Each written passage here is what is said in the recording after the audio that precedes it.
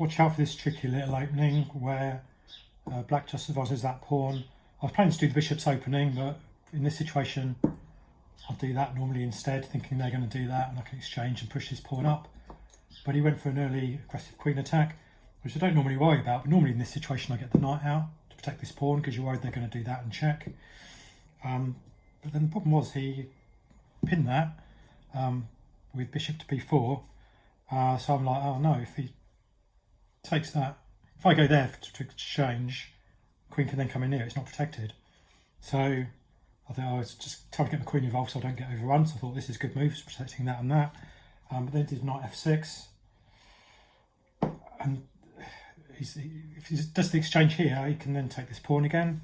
So, well, I played knight e2 because my thinking here was if he takes that, I can take back with the knight and it's still protecting that pawn.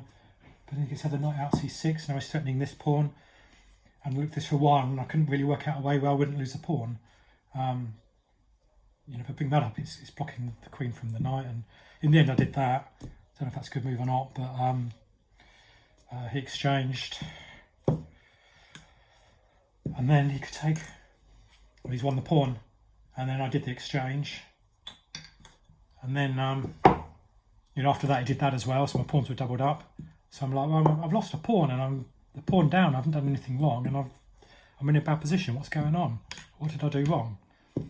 So I got the analysis board out and I kind of played through it, and there's a simple solution to this, which is to use your bishop rather than your knight. So these were the early moves. So instead of doing that, the problem with that knight is it can be forked.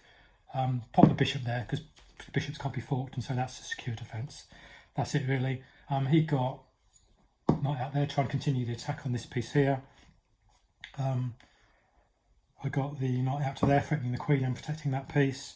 His queen really should go all the way back. He tried to keep the queen in the game, and then he just pushed him back again.